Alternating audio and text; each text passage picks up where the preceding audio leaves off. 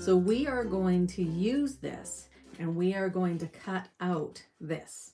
So what we're going to do is we are going to cut this one out. I am going to try and get it centered.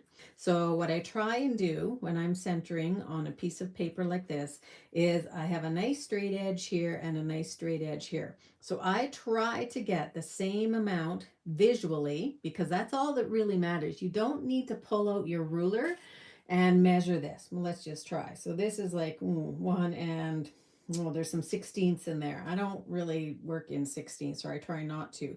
And that one is 1, 2, 3, 4, 5/8, just beyond 5/8. So they're pretty darn close, but I wouldn't do that because that is just that's going to drive you nuts eventually. So what you want to do is just sort of eyeball where it's going to go. I'm going to get a piece of that double-sided tape and I'm going to put it in place. Let me just put it there.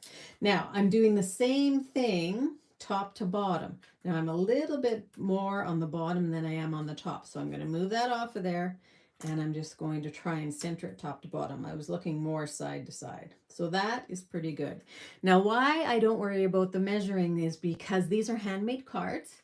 They are supposed to have just a little something, not wrong with them, because I wouldn't say that's wrong, but something that gives them personality. And if it's a little bit off, that's perfectly fine.